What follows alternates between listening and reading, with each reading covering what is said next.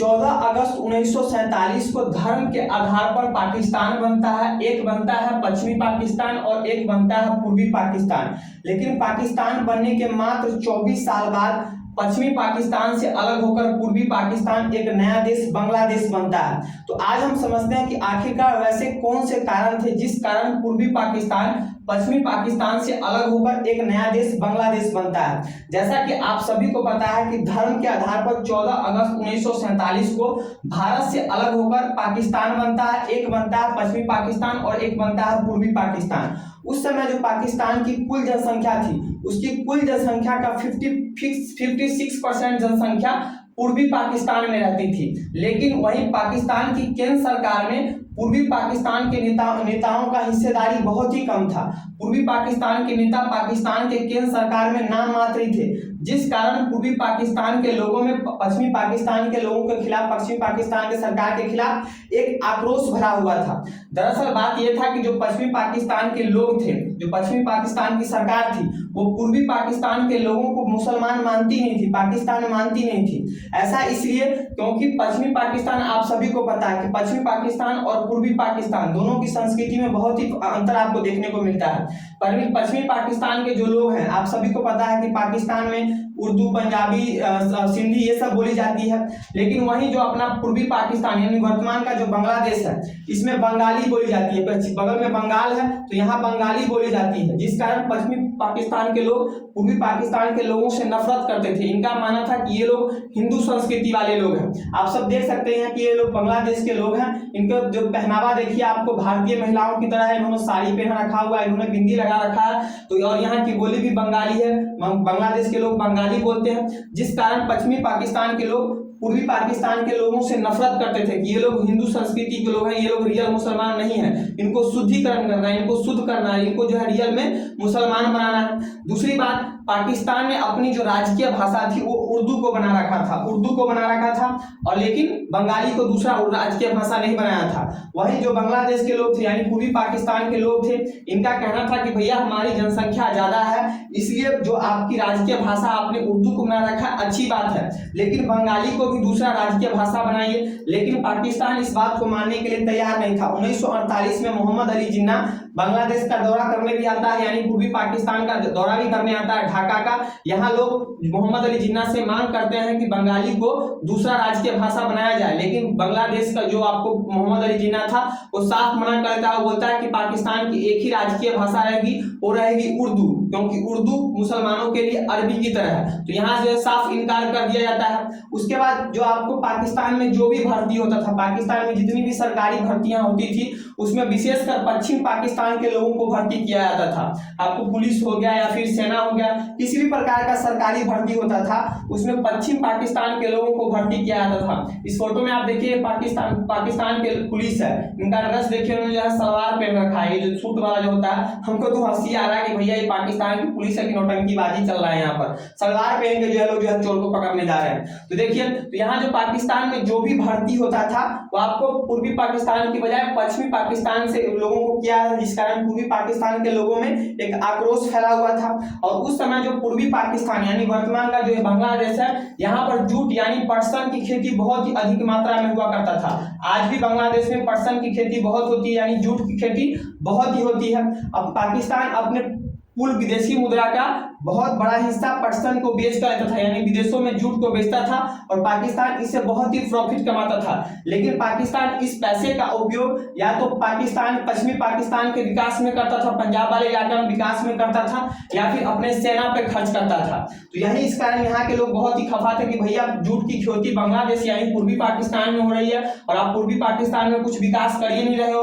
पाकिस्तान यहाँ से बहुत बड़ी मात्रा में पैसे कमाता था, उस पैसे का ज्यादा से ज्यादा हिस्सा जो या तो विकास में खर्च करता था या फिर अपने सेना में खर्च करता था। 1947 ईस्वी से 1971 ईस्वी के बीच तक पाकिस्तान अपने कुल खर्च का आधा से ज्यादा हिस्सा अपनी सेना पर खर्च करता था। इसलिए जो पूर्वी पाकिस्तान के लोग थे इनका कहना था कि भैया विकास आप कीजिए, जूट हमारा बेच रहे हो, पटसन हमारा बेच रहे हो, तो पूर्वी पाकिस्तान में विकास करो। आप जो सेना पे पैसा खर्च कर रहे हो वो पूर्वी पाकिस्तान के विकास में खर्च करो। इस कारण यहाँ के लोग बनने से, पूर्वी पाकिस्तान बनने से ही, तब से लेकर ये लोग पूर्वी पाकिस्तान के लोग पश्चिम पाकिस्तान के लोग से बहुत ही खफा थे, बहुत ही गुस्सा थे।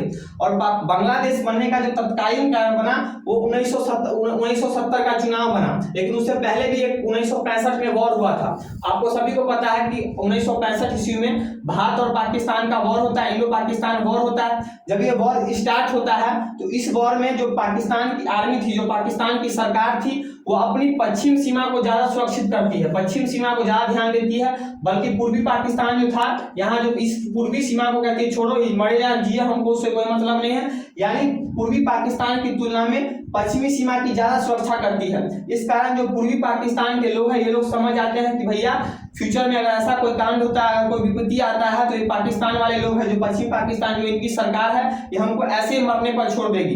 इस कारण यहाँ के लोग और आक्रोशित हो जाते हैं 1965 ईस्वी का, 1965 युद्ध के बाद। लेकिन तत्कालीन कारण जो बांग्लादेश बनने का बनता है वो 1970 का आम चुनाव। पाकिस्तान में 1970 में आम चुनाव होता है। इस आम चुनाव में कई पार्टियां चुनाव लड़ती है, लेकिन दो प्रमुख पार्टी थी। एक पार्टी का नाम था अवामी लीग, ये हो गया अवामी लीग, और दूसरी पार्टी का नाम था आपको पीपीपी, यानी पाकिस्तान पीपल पार्टी। जो अवामी लीग का जो नेता था उसका नाम था शेख मुजीबुर रहमान, ये हो गया शेख मुजीबुर रहमान। और पीपीपी यानी पाकिस्तान पीपल पार्टी का नेता था आपको जुल्फिकार अली भुट्टो, ये हो गया जुल्फिकार अली भुट्टो। यही दोनों में मुकाबला होता है। जब 1970 ईस्वी में आम चुनाव होता है, उस समय पाकिस्तान की जो कुल सीट थी, यानी पूर्वी पाकिस्तान और पश्चिमी पाकिस्तान को मिलाकर उस समय पाकिस्तान की लोकसभा में कुल 313 सीट पर चुनाव होता था। कुल 313 सीट था, लेकिन जो चुनाव होता था आपको 300 सीट पर चुनाव होता था, और 13 सीट जो है नॉमिनेट किया जाता था, नॉमिनेट सांसद को संसद में रखा जाता था।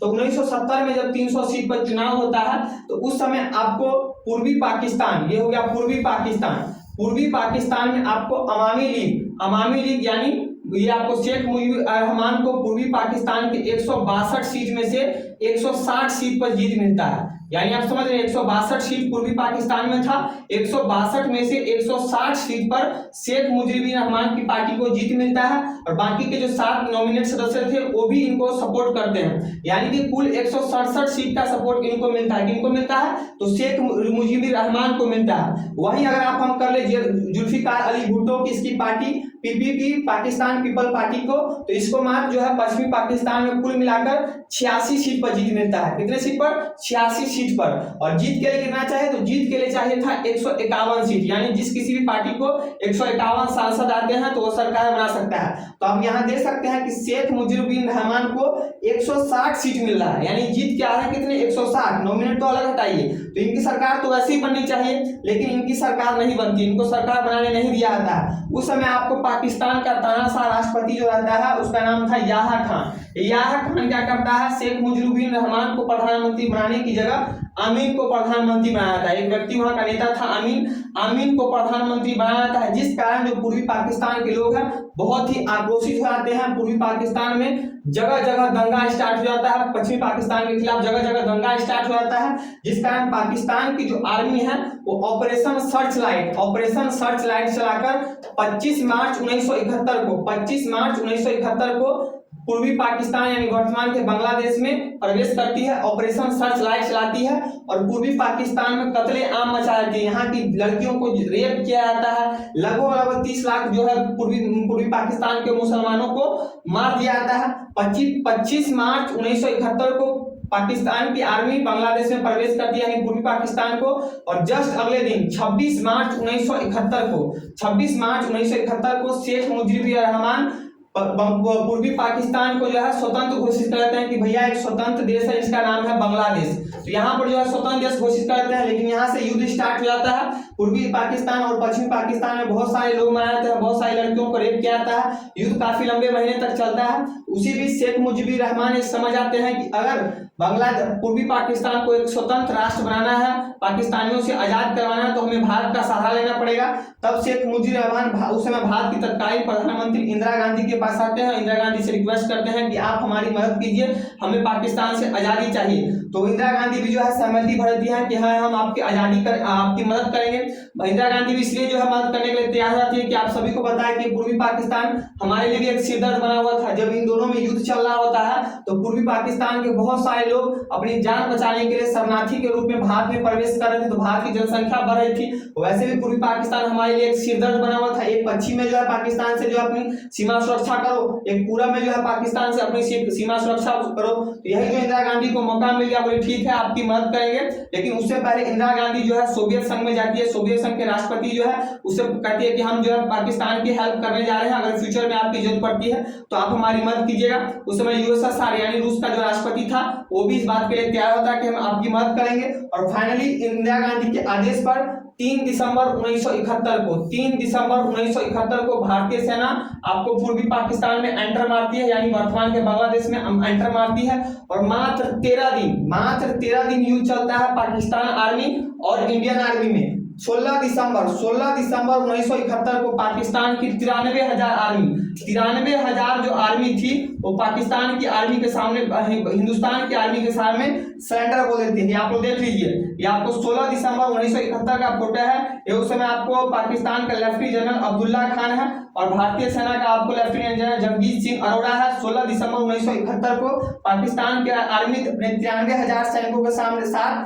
भारत के सामने आत्मसमर्पण करती है। और ये पाकिस्तान का जो लेफ्टिनेंट जनरल है अब्दुल्ला खान ये साइन करता है कि भैया हम युद्ध हारते हैं और पाकिस्तान यानी पूर्वी पाकिस्तान को एक स्वतंत्र देश जो है घोषित करते हैं कि आज से पूर्वी पाकिस्तान स्वतंत्र है। तो 16 दिसंबर 1971 ईस्वी को फाइनली पूर्वी पाकिस्तान को पश्चिम पाकिस्तान से आजादी मिलती है। लेकिन आप सभी को बताना चाहूंगा कि पाकिस्तान जो पूर्वी पाकिस्तान का आजादी दिवस है वो 26 मार्च 1971 को मनाया जाता है, क्योंकि 26 मार्च 1971 को शेख मुजीबुर रहमान ने घोषित कर दिया था कि आज से पूर्वी पाकिस्तान स्वतंत्र है, एक नया राष्ट्र है, उसका नाम बांग्लादेश है। लेकिन फाइनली जो युद्ध समाप्त होता है 16 दिसंबर 1971 को क्योंकि अब्दुल्ला खान हस्ताक्षर करता है कि हाँ हम युद्ध हार रहे हैं, हमारे सैनिक जो आपके सामने आत्मसमर्पण कर रहे हैं, लीजिए हथियार, आज से हम जो पूर्वी पाकिस्तान जितने भी हमारे सैनिक थे, जितने भी हमारा शासन व्यवस्था था, सबको उठाकर हम पश्चिम पाकिस्तान में जाते हैं। तो यहाँ से एक नया देश बनता है। कब बनता है? तो 16 दिसंबर 1971 ईस्वी को। बात समझ गए? तो ये कुछ कारण थे जिस कारण से पाकिस्तान जो है पूर्वी पाकिस्तान को गवा देता है और ये हमारे लिए बहुत ही अच्छा होता है। अगर आज पूर्वी पाकिस्तान नहीं बनता तो यहाँ तो हमारे सैनिक शहीद होते हैं, हर एक साल 100 से ज्यादा सैनिक शहीद होते हैं पश्चिम पाकिस्तान से सीमा सुरक्षा करने में। पता लगता है पूर्वी पाकिस्तान से भी सीमा सुरक्षा करने में यहाँ भी 100 से ज्यादा सैनिक शहीद होते हैं। तो हमारे लिए बहुत एक सिर दर्द बना हुआ था। तो अच्छा हुआ कि जो इंदिरा गांधी का बहुत ये जो है योगदान वाला काम था। ठीक है, तो अगर आपको जानकारी अच्छी लगी हो तो इस वीडियो को ज्यादा से ज्यादा अपने दोस्तों के साथ शेयर कीजिएगा। मेरे चैनल शुभम नारायण को सब्सक्राइब कीजिएगा। आज के लिए इतना ही, मिलते हैं नेक्स्ट वीडियो में नए टॉपिक के साथ। तब तक के लिए जय हिंद।